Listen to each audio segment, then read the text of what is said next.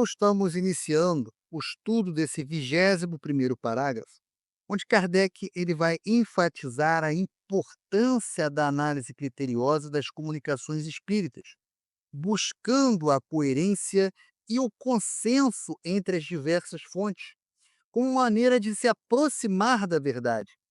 É um princípio fundamental para o estudo sério do Espiritismo.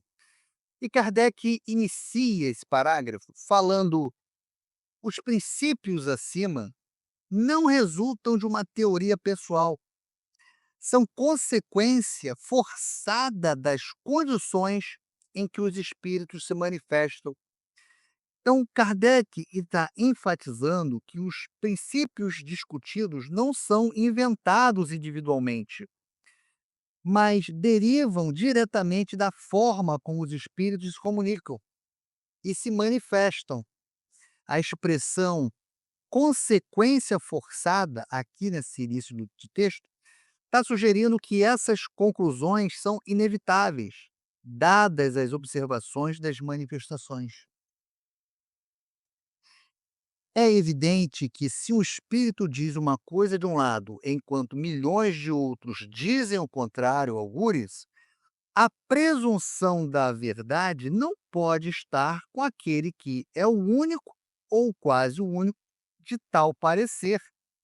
Então, aqui se apresenta um argumento lógico crucial. Se um único espírito contradiz o que muitos outros espíritos está dizendo, a probabilidade desse único espírito estar correto é muito pequena. A presunção da verdade recai sobre o consenso, não sobre a opinião isolada. Ora, pretender alguém ter razão contra todos seria tão ilógico da parte dos espíritos quanto da parte dos homens.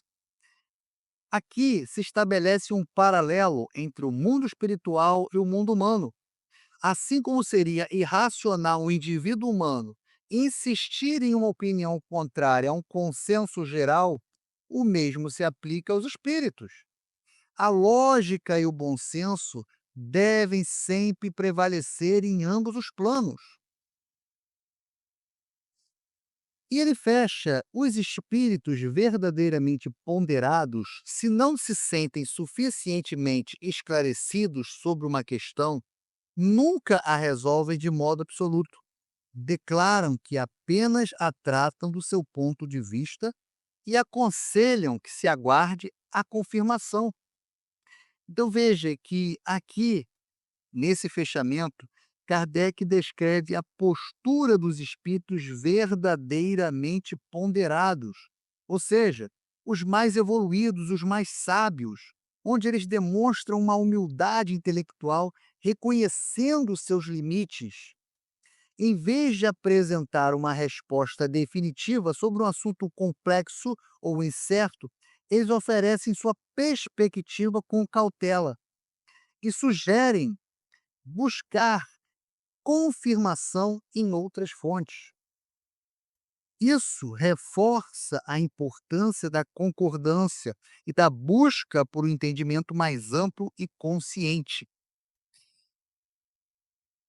E para fechar, nós vamos agora falar sobre alguns pontos mais importantes que surgiram nesse 21º parágrafo.